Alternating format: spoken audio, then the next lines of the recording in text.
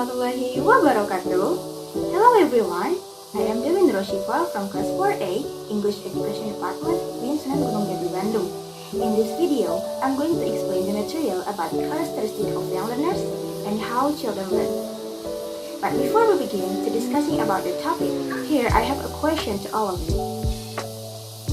As prospective teacher, are we going to teach in the same way or same method to all learners?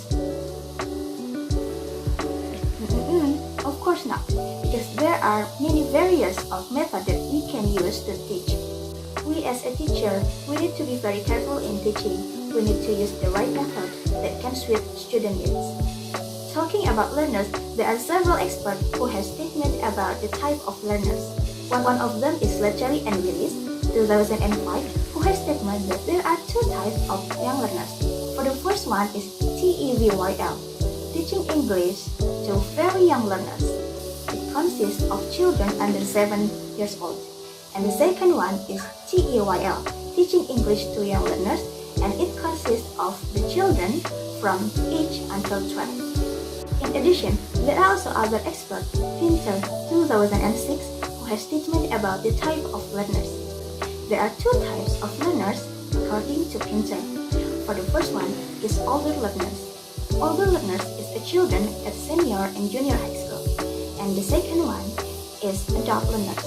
Adult learners is the student of the university of above the secondary school. Okay, so let's begin to discussing about characteristics of young learners. Young learners have different characteristics that we as a teacher will need to know about it so that we can use the right method in teaching them.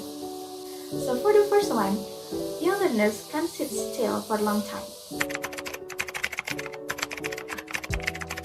As we know that young learners are very active learners, so that's why they can sit still for a long time. We as a teacher, we need to be very careful about it, and some tips that we can use is that don't stay in an activity too long, and then we need to vary our activity, and then stop a boring activity.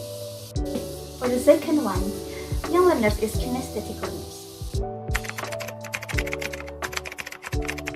Kinesthetic learners is an active learners that they are love to observing about the environment. So we as a teacher, we can using any stuff or object to support our learning activity. So we can play with some object or some stuff to make fun learning. And the next is spontaneous and curious. Children are spontaneous learners, so that's why we as a teacher can vary our activities, and we need to be more creative in creating some learning activity. And the next one is curious and imagination.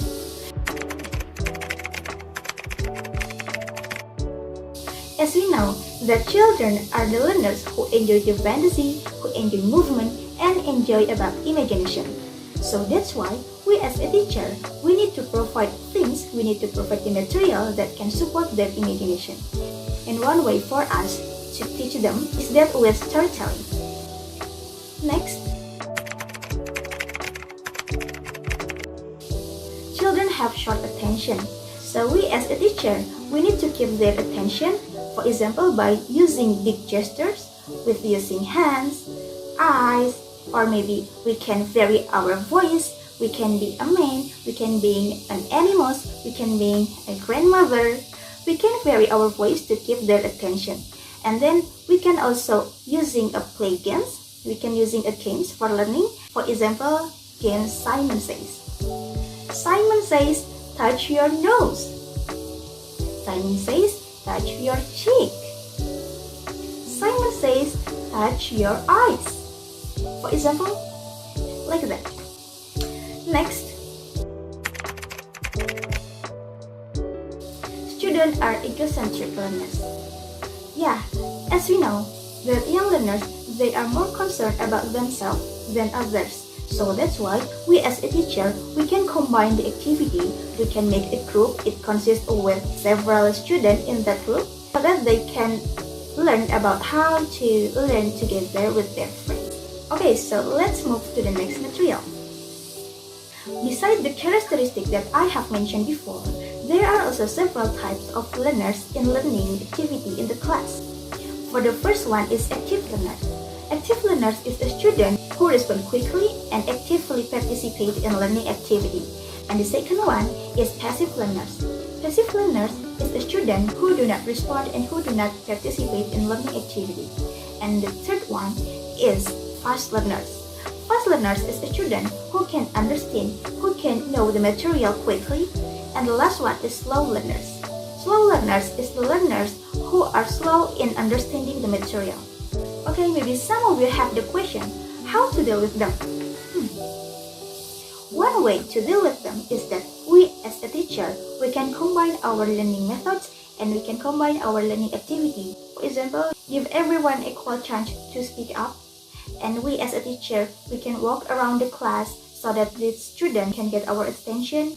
And then we can change the seating arrangements so that we can put the passive learners in front of the class. Yeah, we can arrange it.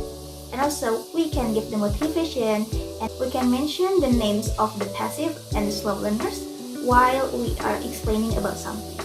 Let's move to the next material. Now, I'm going to explain about how children learn. There are many experts who discuss this, but here in this video, I will mention 3 experts who are expert about this material. For the first one is Djati, and the second one is Djati, and the third one is Brunner. For the first one is Djati. According to him, children actively build knowledge from children try to understand about knowledge by their action. Here in Djati's theory, he put the stages of the cognitive development. For the first one is sensory motor. Sensory motor stage is start from 1 month, and also the pre-operational stage, it starts from 18 months until 7 years. And the next is concrete operational stage, it is from 7 years old. And the last one is the formal stage operational stage, it starts from 11 years old until adulthood. And the next, Djati. According to him, children are social.